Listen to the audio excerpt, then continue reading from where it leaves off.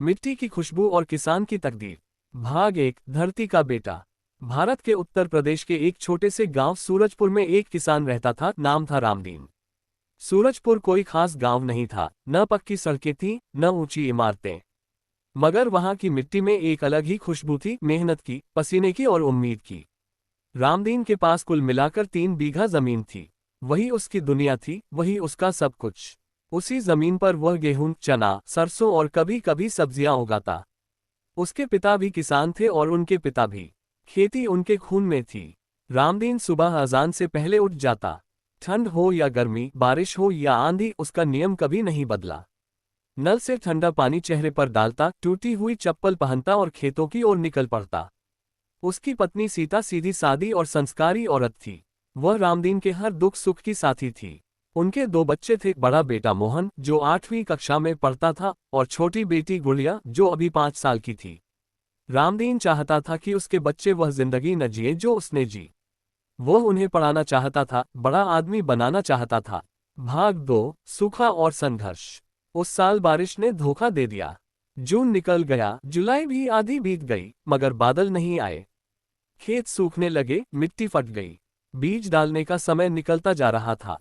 गांव के किसान चौपाल पर बैठकर चिंता करते। इस बार तो भगवान भी रूठ गए, किसी ने कहा। रामदीन चुप रहता। वह शिकायत कम और मेहनत ज्यादा करता था। उसने कुएं से पानी खींच खींचकर खेत सींचे, मगर 3 बीघा जमीन के लिए वह नाकाफी था। बीज उधार में लिए थे, खाद भी कर्ज की थी। अगर फसल नहीं होती तो सब डूब जाता। रात को रामदीन करवटें बदलता रहता। सीता समझ जाती। इतना मत सोचो, वह कहती। भगवान पर भरोसा रखो। रामदीन मुस्कुरा देता, मगर उसके दिल में डर बैठ चुका था। भाग 3, साहूकार का दबाव। गांव का साहूकार था हरिप्रसाद। मोटा, चालाक और लालची। आधा गांव उसी के कर्ज में डूबा था। एक दिन वह रामदीन के घर आ पहुंचा। रामदीन, फसल का क्या हाल है? उसने बनावटी चिंता से पूछा। रामदीन ने सिर झुका लिया। जैसा आप देख रहे हैं सेठ जी, हरिप्रसाद ने हंसते हुए कहा। देखो, ब्याज बढ़ रहा है। अगर इस बार पैसे न दिए तो जमीन गिरवी रखनी पड़ेगी। सीता की आंखों में आंसू आ गए। रामदीन का सीना जल उठा, मगर वह कुछ बोला नहीं। भाग 4, बेटा और सपना। मोहन पढ़ाई में तेज था। मास्टर जी कहते थे, इस लड़के में बहुत दम है, इसे आगे पढ़ाना चाहिए। एक दिन मोहन ने कहा, बाबा, मैं बड़ा होकर अफसर बनूंगा, फिर आपको खेत में काम नहीं करना पड़ेगा। रामदीन की आंखें भर आईं। उसने बेटे के सिर पर हाथ रखा। बस तू पढ़ ले बेटा, यही मेरी सबसे बड़ी फसल है। भाग 5, बाढ़ की मार। जब सबने सूखे की उम्मीद छोड़ दी, तब अचानक आसमान फट पड़ा। 3 दिन लगातार मूसलाधार बारिश हुई। सूखी जमीन पानी सह नहीं पाए। खेतों में पानी भर गया। जो थोड़ी बहुत फसल थी वह भी बर्बाद हो गई। रामदीन खेत के किनारे खड़ा सब देखता रहा। उसकी आंखों से आंसू बहते रहे जो बारिश में घुल गए। भाग 6, टूटता हौसला। कर्ज बढ़ता गया। हरिप्रसाद रोज ताने मारने लगा।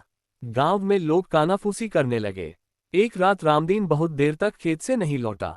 सीता घबरा गई। वह बच्चों को लेकर ढूंढने निकली। रामदीन खेत में बैठा रो रहा था। मैं हार गया सीता, उसने कहा। शायद किसान होना ही गुनाह है। सीता ने उसका हाथ पकड़ा।